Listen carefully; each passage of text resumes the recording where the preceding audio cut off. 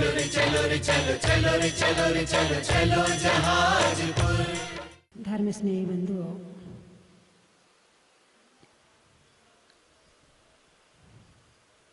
पांचों इंद्रियां इंद्र के समान हैं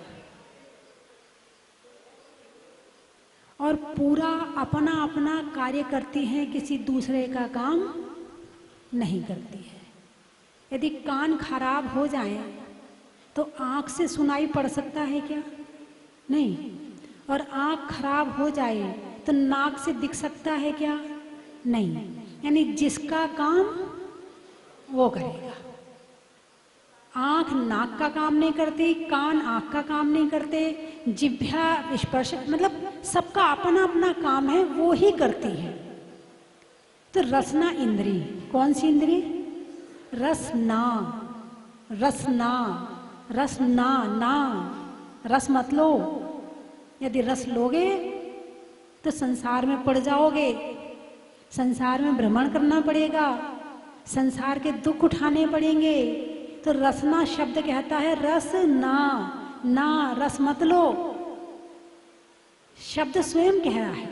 और हमारे यहाँ तो इसी तरह से और भी शब्द होते, खा ना, खा ना, आ ना, जा ना, शब्द अपने आप खुद बोलते हैं। ज्यादा आओगे जाओगे तो भ्रमण ही चलता रहेगा, ज्यादा रस लोगे तो भ्रमण ही चलता रहेगा। तो पांचों इंद्रियां हमारी इंद्र के समान हमारी आत्मा को आदेश देती हैं। क्या देती हैं? आँख कहती मुझे ये देखना है, कान कहता मुझे ये करना है, सुनना है, जिह्वा कहती मुझे ये खाना है, और हमारी आत्मा इन पांचों की सेवा में 24 घंटा लगी रहती है। 24 घंटा। अच्छा दिखना है, अच्छे कपड़े पहनना है, अच्छे गाने सुनना है।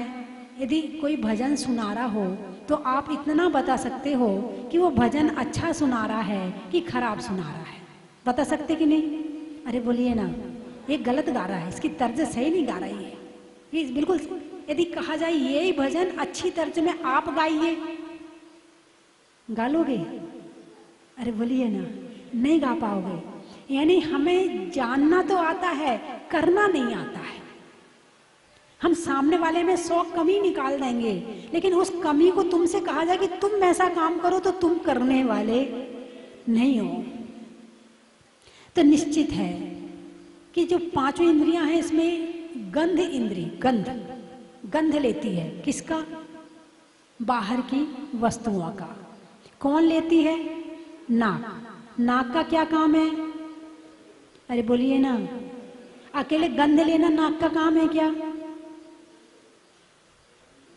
सांस कहाँ से आती जाती है? नाक से। तो नाक 2 काम करती है, मुंह 2 काम करता है, और बाकी इंद्रियां 1-1 काम करती है ना? स्पर्शन इंद्री 8 काम करती है। तो घ्राण इंद्री, बाजार में नाक से सूंघने के लिए सामान उपलब्ध है कि नहीं? अरे बोलिए ना, घर से गर्मी के दिन है, पसीना बहुत आता है, शरीर से बदबू आती है, तो क्या करते हो?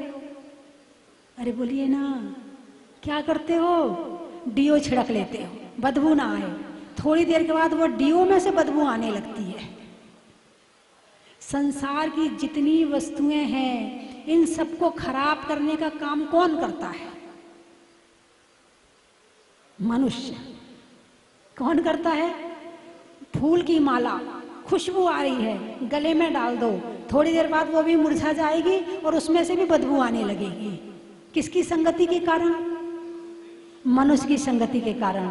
है, शोकेस में रसगुल्ला रखा हुआ है और बढ़िया लुभावना है, सुंदर है, देखने में बढ़िया लग रहा है। उस रसगुल्ले को 2 सेकंड मुंह में रखो और बाहर निकाल दो। अब उसकी क्या कीमत? उसकी क्या कीमत? कोई कीमत नहीं, खत्म हो गई उसकी कीमत। क्यों? किसकी संगति के कारण? मनुष्य की संगति के कारण से। तो जितनी बाहर की वस्तुएं शुद्ध हैं उन सबको अशुद्ध करने का काम किसने किया है? मनुष्य ने। जंगल में नाले नाली होते हैं क्या? बोलिए ना। जंगल में इतने पशु पक्षी सब विचरण करते हैं वहां, लेकिन ना तो नाला होता है ना नाली होती है, और फिर भी स्वच्छ रहता है। और यहाँ पर मनुष्य रहते हैं जहाँ पर, वहाँ इतनी नाले नालियाँ कि बदबू फैल जाती है। और पहले के समय में तो चलो भाई जंगल जाते थे तो घर स्वच्छ रहता था, घर शुद्ध रहता था, घर साफ रहता था। अब तो अटैच कमरा मिलना चाहिए भाई। यदि सोनागिर आए हैं और सोनागिर में 2 दिन रहना है तो कौन सा कमरा लोगे, अटैच या नॉन अटैच? यानी खुद ही को गंदगी पसंद है, खुद ही को गंदगी चाहिए। जितना दूर रहोगे उतना अच्छा। लेकिन वर्तमान में परिस्थितियां ऐसी हो गई हैं कि आदमी इतना सा कष्ट सहन नहीं करना चाहता है। पहले तो जो सोना चांदी होते थे वो जमीन में गाड़ते थे, है ना। पहले लोग सोना चांदी जमीन में गाड़ते थे। जब मकान बनाते थे तो धरती से क्या निकलता था? सोना चांदी निकलता था। अब आपके आने वाली पीढ़ी जब धरती को खोदेगी तो क्या निकलेगा? माल। अभी आप समझ लो, मैं कुछ नहीं कह रही हूँ, हैं? मल और माल एक लाइन का अंतर है। पहले माल निकलता था और आगे मल निकलेगा।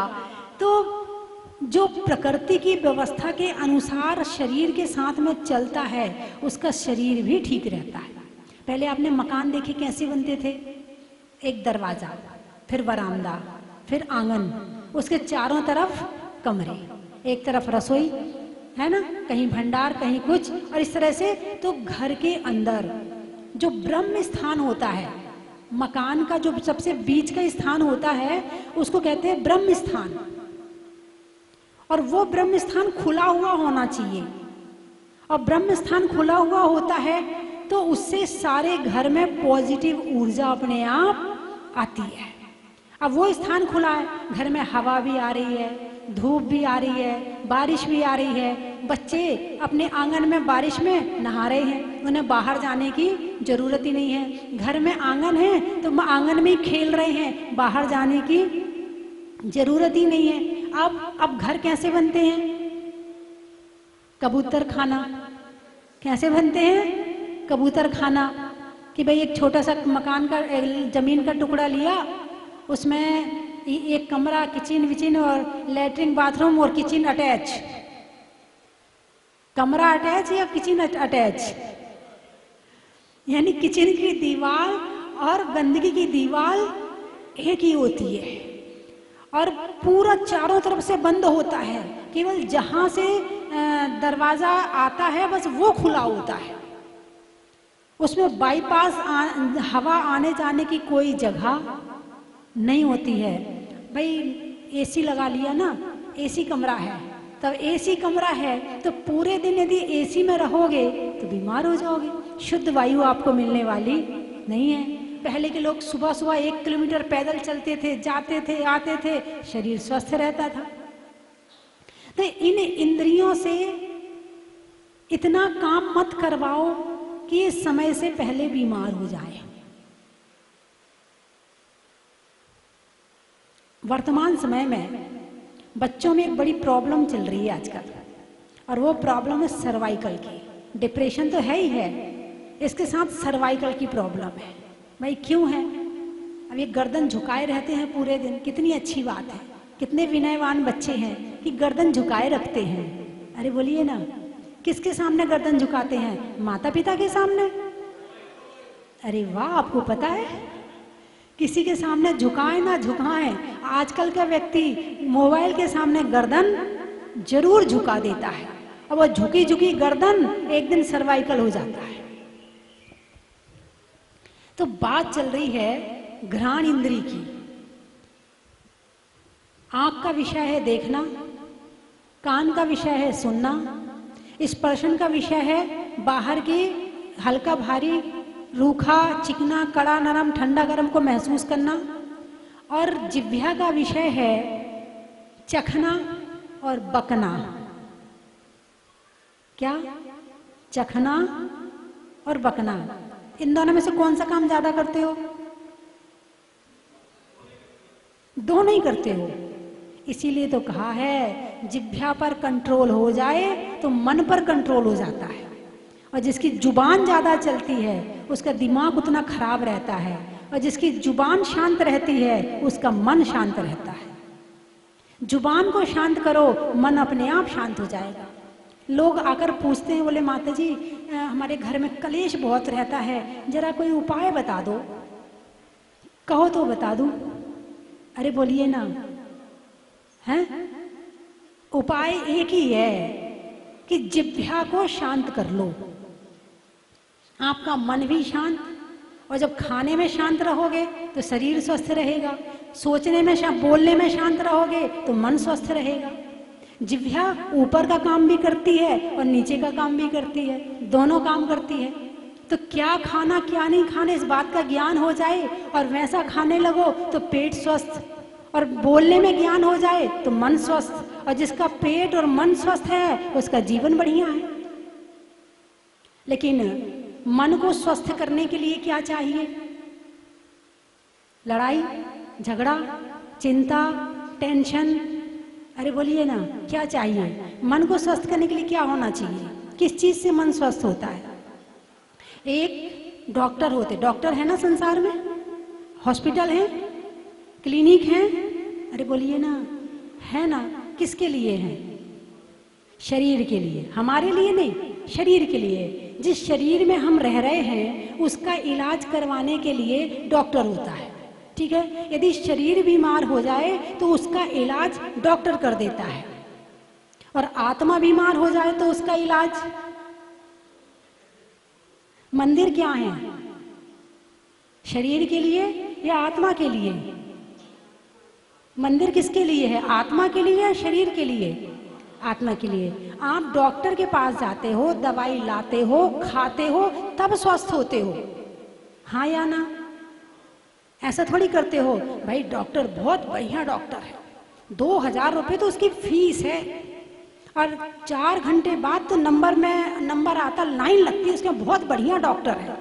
अब बहुत बढ़िया, अपने डॉक्टर की खूब तारीफ करी, दवाई लेकर आए और आपने अपने शोकेस में दवाई सजा दी। अब उस दवाई की रोज आरती उतारो, रोज उसकी पूजा करो, तो ठीक हो जाओगे क्या? अरे बोलिए ना, नहीं होगे। अब आत्मा में बीमारी लगी है, शरीर की बीमारियों के नाम बताओ, 2-4 का नाम बताओ। बुखार, सर्दी, जुकाम, जोर से बोलो, खांसी, हाँ ये आप सब जानते हो, सारी बीमारियों के नाम जानते हो। अच्छा, आत्मा की बीमारियों के नाम बताओ। अरे बोलिए ना, आत्मा में कौन कौन सी बीमारी लगी है? कि ना बीमारी का नाम ही नहीं पता है। जब हम बीमारी को बीमारी समझेंगे तभी तो इलाज करेंगे। जब हम बीमारी को बीमारी मानेंगे तभी तो डॉक्टर के पास जाएंगे।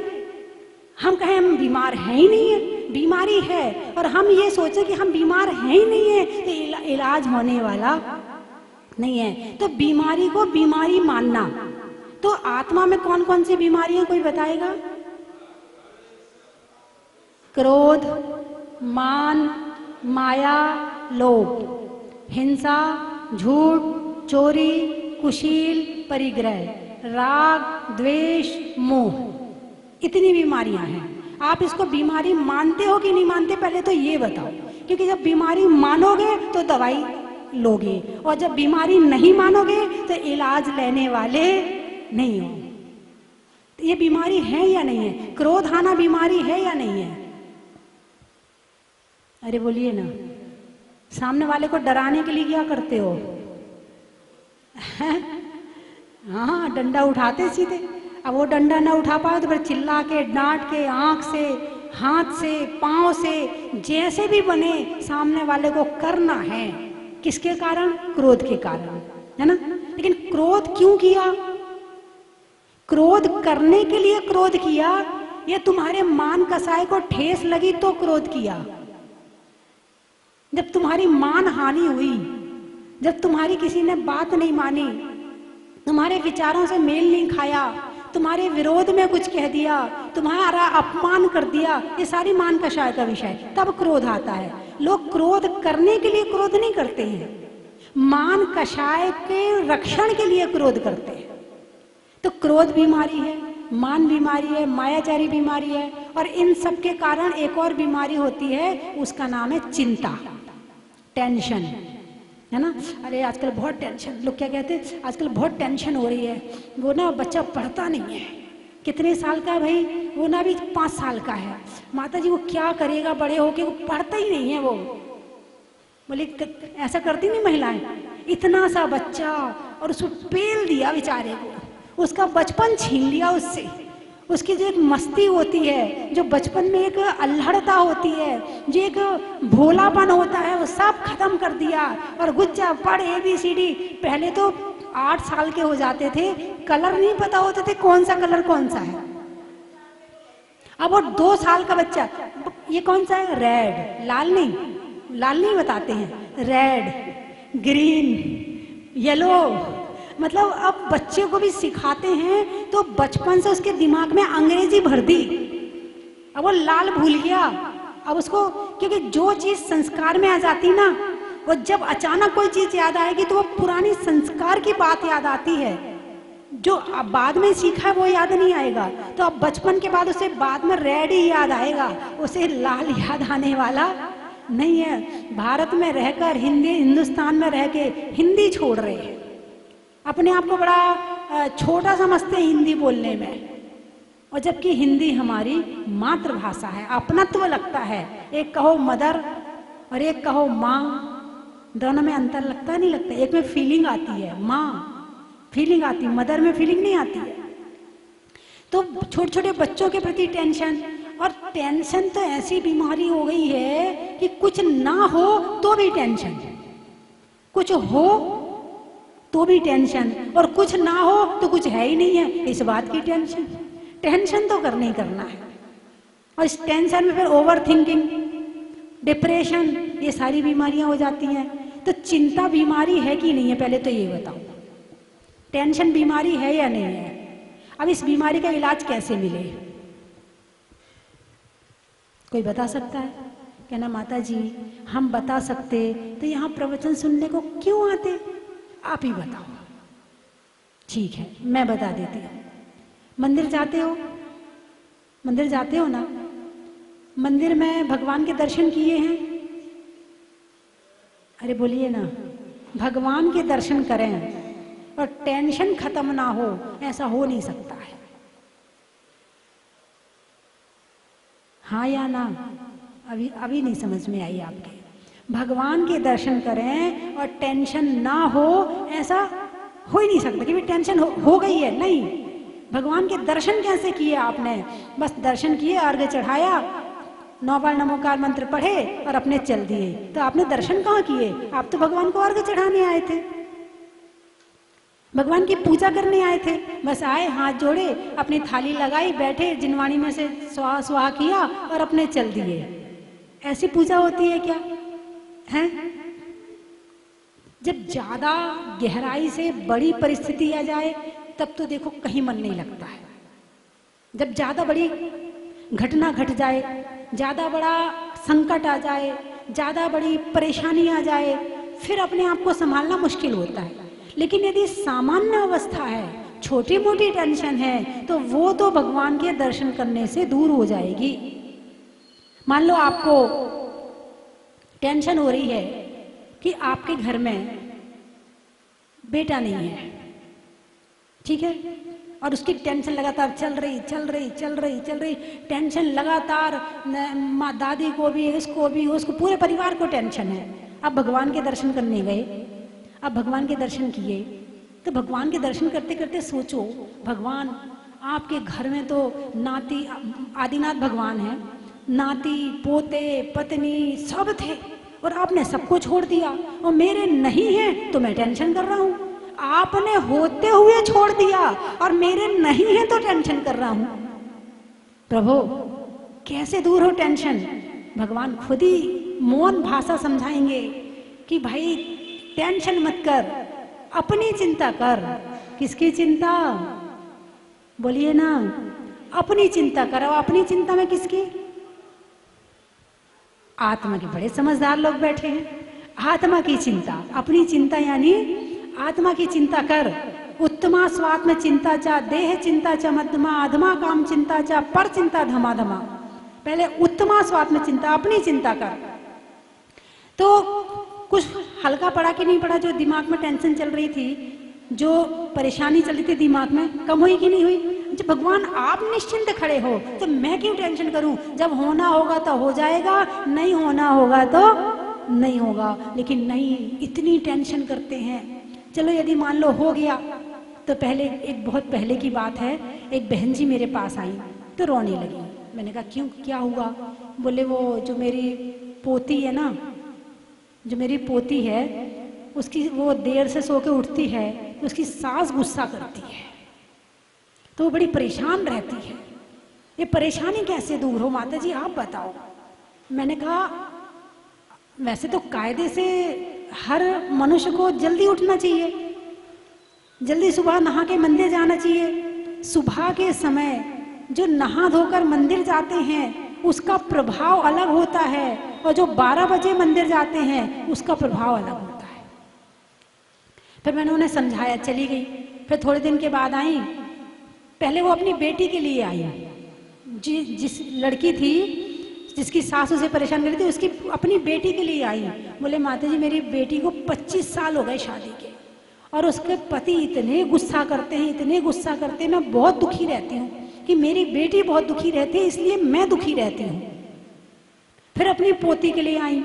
फिर कुछ मैं उसी एरिया में, शहर बड़ा था तो 1-1.5 साल वहाँ रुकी मैं। तो फिर 4-6 महीने के बाद फिर आई तो बोले माता जी, रोने लगी। मैंने कहा क्या हुआ? बोले जो मेरी पोती की लड़की हुई है ना, उसके जो बाल में छेद है। पहले किसके लिए रो रही थी? अपनी लड़की के लिए। फिर किसके लिए रोई? पोती के लिए। फिर उसके बाद फिर किसके लिए रोई? अब जो भी हो, जो भी आप रिश्ता बोलते हैं वो उसके लिए। और जिंदा रही तो उसका भी यदि होगा तो उसके लिए भी रोएंगी। क्योंकि जब हमारी आत्मा की ऊर्जा, हमारी आत्मा की शक्ति, हमारे आत्मा के भाव जब बाहर से जुड़ते हैं तो बाहर की परेशानियों से परेशान हो जाते हैं, और बाहर से ना जुड़ के जब खुद से जुड़ते हैं तो सुखी हो जाते हैं। सबसे ज्यादा चिंता किसकी है? जितनी टेंशन है, परेशानी है, दुख है, वो आत्मा के दुख हैं या बाहर के दुख हैं? और ऐसे भाव अंदर में, भावना भवनाशनी और भावना भववर्धिनी। भावना से भवों का नाश भी होता है और भावना से भवों का वर्धन भी होता है। भावना से संसार घटता भी है और भावना से संसार बढ़ता भी है। यदि मोह में घुसेंगे तो बढ़ेगा और मोह कम करेंगे तो घटेगा। कीचड़ किससे होता है? पानी से। बिना पानी के कीचड़ हो सकता है क्या? नहीं हो सकता है। और साफ किससे होता है? पानी से। ऐसे ही हमारा ज्ञान है। ज्ञान जब बाहर लगाएंगे तो ये कीचड़ हो जाएगा, और जब अंदर लगाएंगे तो ये साफ कर देगा। तो मेरी बात आपकी समझ में आई? अरे बोलिए ना, आ गई? तो फिर बंद करूं। तो घ्राण इंद्रिय, 5 इंद्रियों से संबंधित विषयों को जितना जितना कम करते जाएंगे, हमारा मोह उतना उतना कम होता जाएगा। और जितना जितना मोह कम होगा उतना उतना हमारा मन शुद्ध, साफ और पवित्र होगा। मन को गंदा कौन करता है? अरे बोलिए ना, गुस्सा किस पे आता है? जिस पर मोह होता उस पर, या जिस पर मोह नहीं होता उस पर? पत्नी किस पर सबसे ज्यादा गुस्सा करती है? अरे बोलिए ना, महेश जी कह रहे हैं पति पर। ये भुक्तभोगी लग रहे हैं। संसार की दशा यही है। क्यों? जिससे जितना ज्यादा मोह उससे उतना ज्यादा क्रोध, और जिससे जितना ज्यादा मोह कम उससे उतना क्रोध कम। तो क्रोध कम करने के लिए क्रोध कम नहीं होगा, मोह कम करोगे तो क्रोध कम हो जाएगा। बात समझ में? अब मोह कम कैसे करें? मोह कम हो जा, हो जा, हो जा, हो जा, नहीं होगा। इसकी माला नहीं फेरनी पड़ेगी कि कम हो जा, नहीं। अपना मन धर्म में लगाओ तो मोह अपने आप कम हो जाएगा। एक बच्चा रसोई में खेल रहा है, खेलते खेलते उसने चाकू पकड़ ली और पकड़ी भी वहां से जहां धार थी। माँ ने देखा, अरे अब तो इसका हाथ कट जाएगा, अब छीन भी नहीं सकती इससे। माँ ने सेब उठाया और बच्चे को दिया, बच्चे ने चाकू छोड़ दी और सेब पकड़ लिया। ऐसे ही इस मन को धर्म में लगाओ, ज्ञान में लगाओ, स्वाध्याय में लगाओ, भक्ति में लगाओ, तो बाहर से अपने आप कम हो जाएगा। और जितना बाहर से कम होगा उतनी चिंताएं कम होंगी। हर व्यक्ति का अपना भाग्य है, परिवार में हर व्यक्ति का अपना अपना भाग्य। तुम किसी का भाग्य ना बना सकते हो ना बिगाड़ सकते, तुम्हारे अंदर ताकत है ही नहीं है। जब तक उसका अपना कर्म ना हो तो तुम अपने बच्चे का भाग्य बना सकते हो क्या? अरे बोलिए ना, नहीं बना सकते। पर टेंशन क्यों? जब तुम बना नहीं सकते हो पर टेंशन क्यों? पुरुषार्थ करो, धर्म करो, विधान करवाओ, पूजा करवाओ, ऐसे काम करवाओ कि बुरा भाग्य भी अच्छा बन जाए। टेंशन करने से अच्छा होने वाला नहीं है ना। चलिए मैं 3 चीजें बोलूंगी, आपको कहना है बड़ा ही। सुना दूं? अच्छा।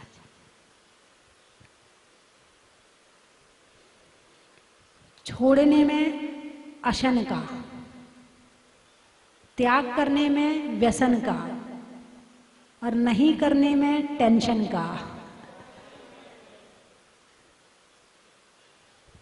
मृत्यु के बाद चिता का, नहीं होने में खता का, और भगवान की भक्ति से दूर होने वाली चिंता का।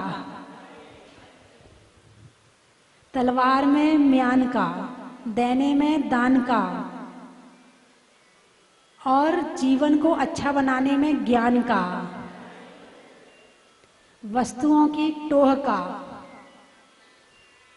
गाने में आरोह अवरोह का, और छोड़ने में, कम करने में, छोड़ तो सकते नहीं हो, कम करने में मोह का।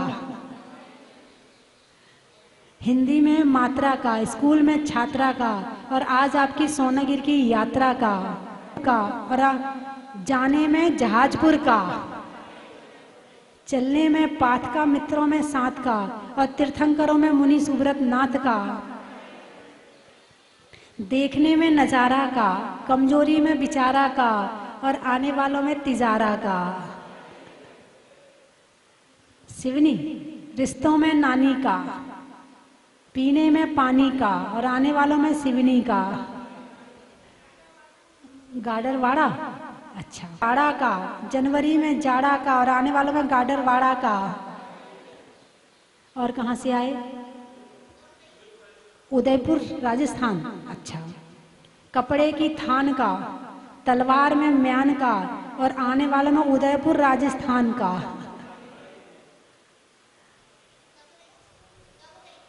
कबरई, कबरई, अच्छा।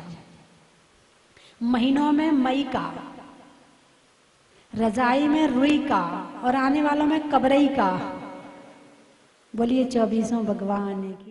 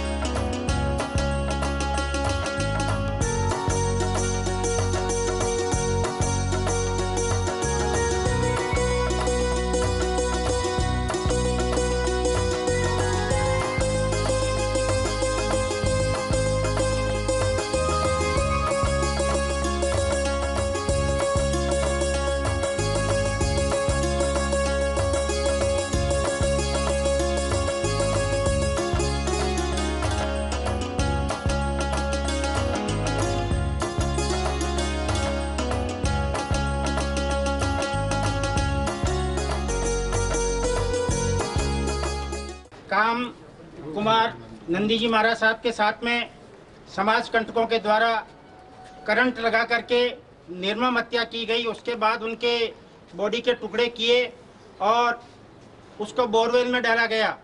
ऐसी निर्मम हत्या की हम सब जैन समाज वाले, जो अहिंसक समाज है, घोर निंदा करते हैं। और आपके द्वारा श्रीमान कलेक्टर साहब को, मुख्यमंत्री महोदय को, राज्यपाल महोदय को और आपको निवेदन करते हैं कि जो समाज कंटक है उनके विरुद्ध आप कठोरतम कानूनी कार्रवाई करें। और मैं आपको निवेदन करता हूं कि ये समस्त आर्याव्रत इस हिंदुस्तान के अंदर जो भी अहिंसा है, जो भी सत्य है, जो भी दया है, जो भी करुणा है, ये सब हमारे तीर्थंकरों की, आचार्यों की देन है। और उस समाज के ऊपर इस तरह का अत्याचार हो रहा है, ये घोर निंदनीय है।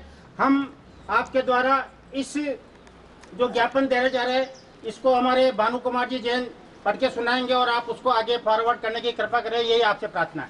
मंत्री महोदय को ज्ञापन की कॉपी दी जा रही है जो निम्न प्रकार है। माननीय कलराज जी मिश्र, राज्य भवन, राज्यपाल सरकार जयपुर। विषय: कर्नाटक में प्रसिद्ध जैनाचार्य श्री काम कुमार नंदी मुनि की बर्बर हत्याकांड में आवश्यक कार्यवाही करने हेतु निवेदन है। नमस्कार। जैन समाज के महान विद्वान तपस्वी गुरुदेव आचार्य श्री काम कुमार नंदी जी महाराज ने चिक्कोड़ी जिले के हीरे खोड़ी ग्रामीण क्षेत्र में एक गुरुकुल पार्श्वनाथ जैन आश्रम की स्थापना की थी, जिसके माध्यम से वे लगभग 15 सालों से शिक्षा का प्रसार कर ग्रामीणों के विकास एवं उत्थान का महान कार्य कर रहे थे। इस हेतु वे निकट के नंदी पर्वत आश्रम पर निवास भी कर रहे थे। जैसा कि आपको ज्ञात है, 6-7 जुलाई को कुछ शैतानों के जबरन आश्रम में घुसकर उनसे मारपीट की, करंट लगाकर भीषण यातनाएं दी और फिर क्रूरतापूर्वक उनके शरीर के टुकड़े टुकड़े कर बर्बरता की सारी सीमाएं लांघ दी। स्वतंत्र भारत के सबसे जघन्य हत्याकांड ने कर्नाटक के गौरवशाली इतिहास पर एक काला धब्बा लगा दिया है।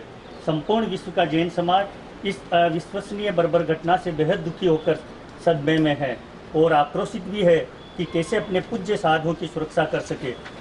इस संबंध में हमारा आपसे निवेदन है कि स्पेशल पुलिस टास्क फोर्स के माध्यम से गंभीरता से जांच कराकर सभी अपराधियों को तुरंत गिरफ्तार करवाया जाए। अपराधियों के खिलाफ सरकार 5 से 6 सप्ताह के अंदर चार्जशीट दाखिल करे। फास्ट ट्रैक कोर्ट के माध्यम से अपराधियों पर मुकदमा चलवाकर उन्हें शीघ्र मृत्युदंड की सजा दिलवाई जाए। सिर्फ कर्नाटक या महाराष्ट्र में ही नहीं, अपितु संपूर्ण देश में यह अध्यादेश लागू किया जाए कि संपूर्ण देश जहां कहीं दिगंबर जैन साधु विचरण करे, उनकी मजबूत सुरक्षा की व्यवस्था पुलिस प्रशासन द्वारा करवाई जाए।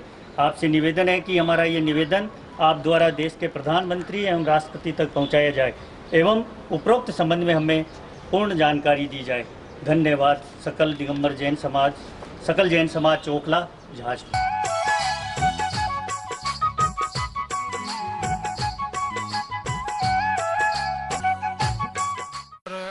यहाँ की जो मूर्ति है वो हमको बहुत मनमोहक लगती है और यहाँ पे ऐसा लगता है कि बार बार आने की इच्छा होती है। ऐसा लगता है कि यहाँ के अपन अपना घर ही यहाँ बसा लें। इस प्रकार की यहाँ की भावना हमारी, वो भगवान से प्रार्थना करते हैं कि हमको ये हमेशा बुलाता रहे। देता है और क्या देता है और भगवान के चरणों में आके हमें क्या मिलता है। अरे देने वाला जब भी देता पल्ला झाड़ के, आप सभी का साथ चाहूंगी अगली लाइन में। देने वाला जब भी देता पल्ला झाड़ के, मेरे मुनि सूरत देते छप्पर फाड़ के। हम और हमारा परिवार सन 2017 से यहाँ पर निरंतर आते हैं और हमें पंचकल्याणक जो महापंचकल्याणक हुआ, उसमें भी यहाँ पर पूरे 8 दिन हमने भगवान की भक्ति करने का सौभाग्य प्राप्त हुआ। माता जी के सानिध्य में हम लगातार यहाँ पर जब भी क्षेत्र पर आते हैं और अपने आप ही मन करता है कि अभी बहुत दिन हो गए, अभी हमें चलना चाहिए। मतलब पहले तो हर महीने ही आते थे जब पापा यहाँ पर पोस्टिंग थी, और मतलब पूरा परिवार इस क्षेत्र से जुड़ा हुआ है और हमें तो बाबा के आशीर्वाद से, माता जी के आशीर्वाद से बहुत कुछ मिला है। और हम यही माता जी से भी, भगवान से यही प्रार्थना करते हैं कि ऐसे ही हमें यहाँ पर बुलाते रहें और इस क्षेत्र से हमें जोड़ कर रखें।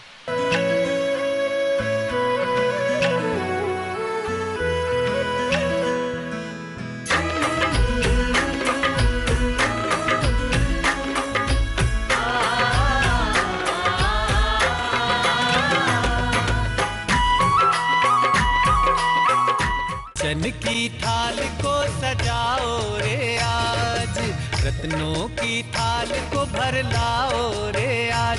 आओ आओ करे रे गुणगान आरती भगवन की, आओ आओ करे गुणगान आरती भगवन की। आओ आओ करे रे गुणगान आरती भगवन की।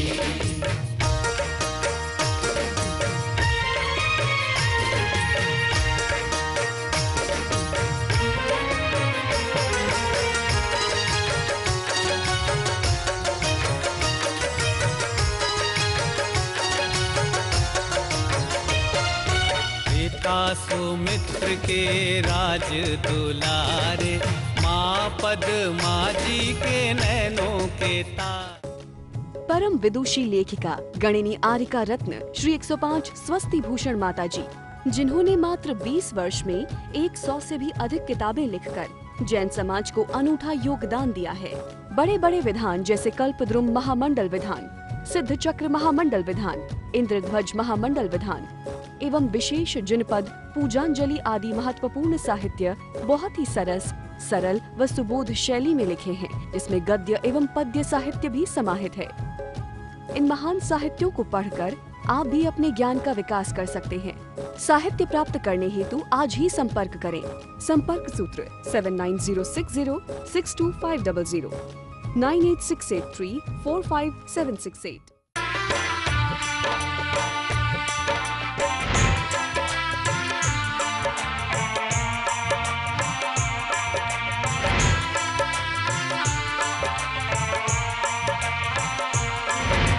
चलो रे चलो रे चलो चलो रे चलो रे चलो चलो जहाजपुर।